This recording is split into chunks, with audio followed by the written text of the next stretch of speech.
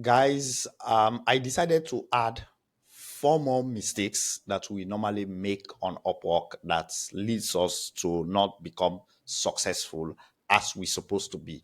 Now, to be honest, I have seen freelancers that are very, very talented. I mean, they are smart, they know what they are doing, like they are intelligent, they are technically competent. But just because of silly mistakes, funny mistakes that they make, it normally hurts them and it hurts their account. And I hate to see this. So, in as much as I talk about what you need to do to be successful, I also want to talk about those things really that you need to avoid that can hurt your account. And that is why you see this will be day 10. This is day 10 of the mentorship program, but I want to also add to the things that you need to avoid that can hurt your account on Upwork. So let's continue. Then the next and the first one that we want to look at, and by the way, I normally organize these mistakes by order of importance, right? So the last one is normally the most important one, and I do go into details because I want to make sure you understand how important it is for you to take that mistake very serious so that you will not make it and it will not hurt your career on Upwork. So the first one is overcommitting and overpromising. Now, I have seen a lot of freelancers who, even in their proposals, they start overcommitting, right? They start overpromising. I will do this.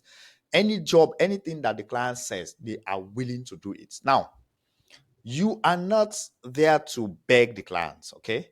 You are providing a service to the clients. And if you are providing the service to the client, you need to be paid for that service. Don't go and overpromise and then you underdeliver. That is a big mistake that most people do. For instance, they will say, "Oh, yes, I will do it. I will build your website in a week." Something like that. In a week, a website that is probably how many pages? Maybe 20 pages or 30 pages you want to go and build in a week. How do you do that? That's sometimes, even if the client is a technical person, they will know that that is BS. That is total BS. Like, you cannot build a website like that in 1 week, right? So they will know that you're lying. Now, people overpromise in their proposal. They put things there that they don't even know how to do. They don't even know how to get through them. And that is why what leads them to disappear. When the clients start demanding those things, that you need to provide these things, you said you were going to do these things, now provide them, then they disappear. They are nowhere to be found. Don't do that. All right.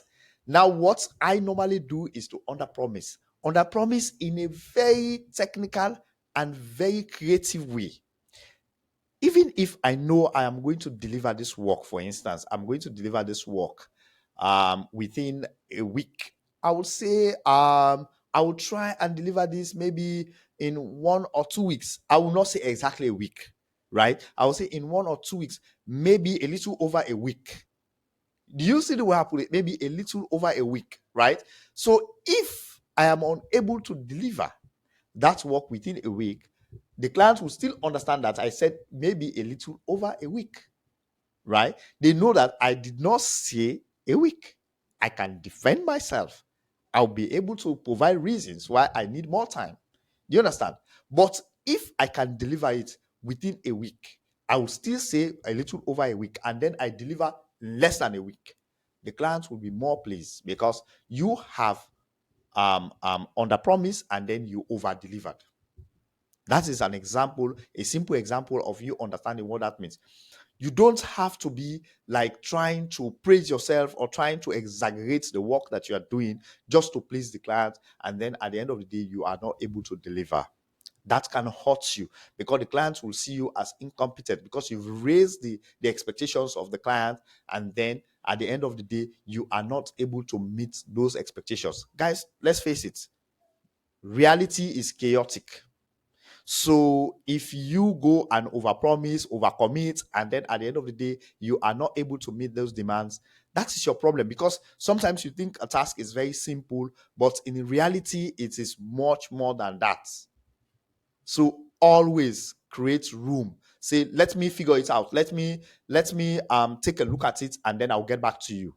They'll say, oh, yes, yes, I'll do it. You know, some people have that attitude. Yes, yes, they are just like, yes, yes, yes, like just answering without thinking. This is critical. It can hurt you because when you start failing those deadlines, when you start missing, when you start disappearing, the client will know that you are nothing but a BS, somebody who is not reliable. You are not a reliable person, and that can hurt you a lot. Now let's go to the next. The next one is failing to protect your payments, right? So this one is something that I already talked about, so I don't need to talk about it. So you have to protect your payment. What does that mean?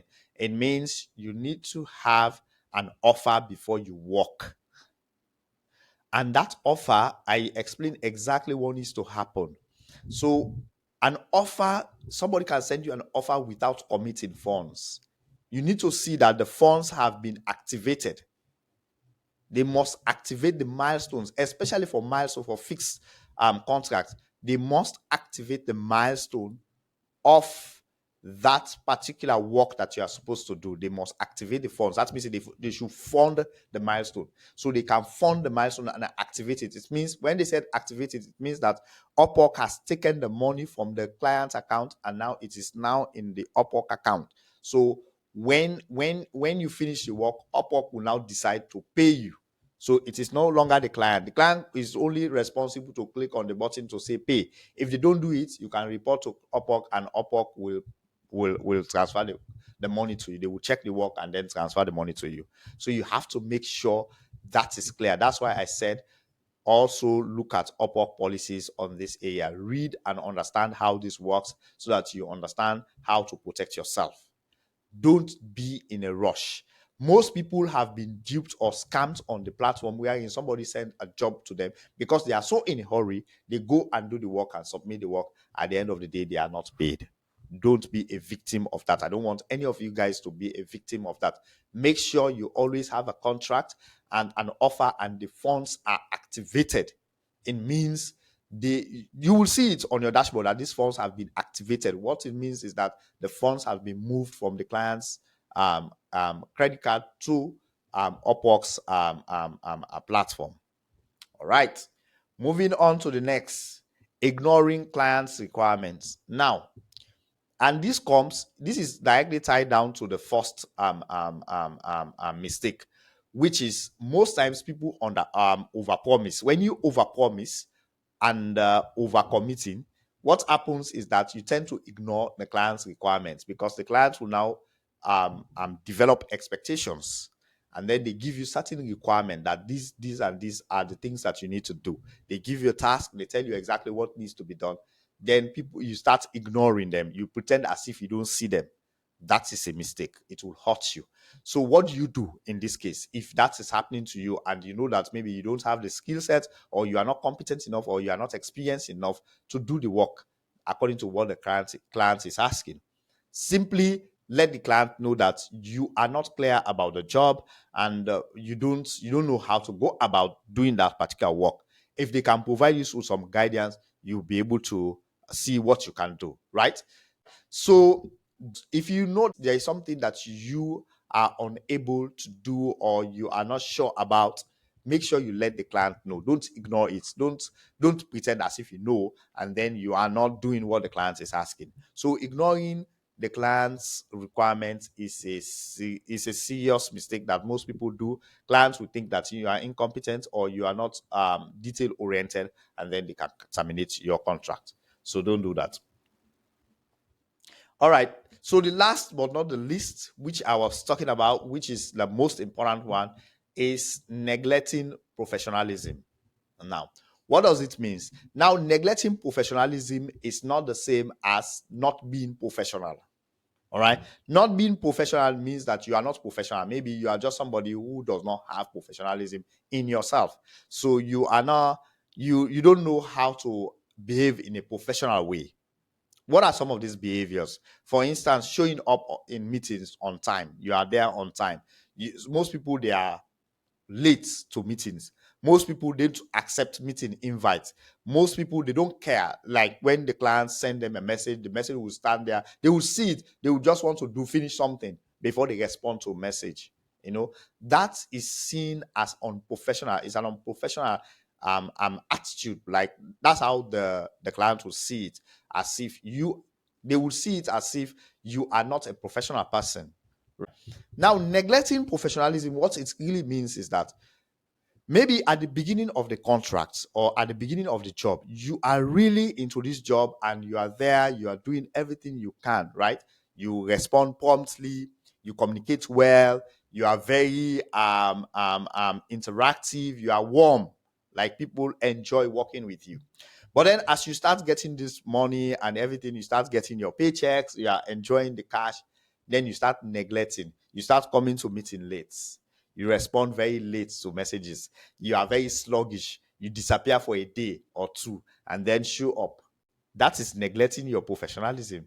And guess what? When you start to neglect those things, the client will notice. They will know that you are no longer warm, you are no longer there, you are not present. Maybe your attention is somewhere else, maybe you are doing something else. So most times you tend to be vague, right? When saying things, you are not assertive, you are not sure about what you are saying. The client will know that your attention is no longer on the job, and that's what makes they will terminate your contract and then find someone else who is more interested in the job. So this normally happens when a freelancer has another job. Maybe they got this first job and they are dedicated in it, and then they continue to apply, then they find another job. Most freelancers don't know how to manage two jobs because they are not competent enough to do this kind of thing, to manage two jobs. What will happen is their attention on one of the jobs will drop. So they are just like vague. They don't know how to balance their time or manage their time. So they become unprofessional. They start missing meetings. They don't accept meeting invites. They kind of tend to be shallow in their explanation or their reporting and so on. So when you neglect your work like that, the client will figure it out and then they will terminate your contract. And when they terminate your contract, sometimes they provide a very nasty feedback for you, which is not good for you. And also they provide a rating that is very low, which can affect your job success score. Guys, there you have it.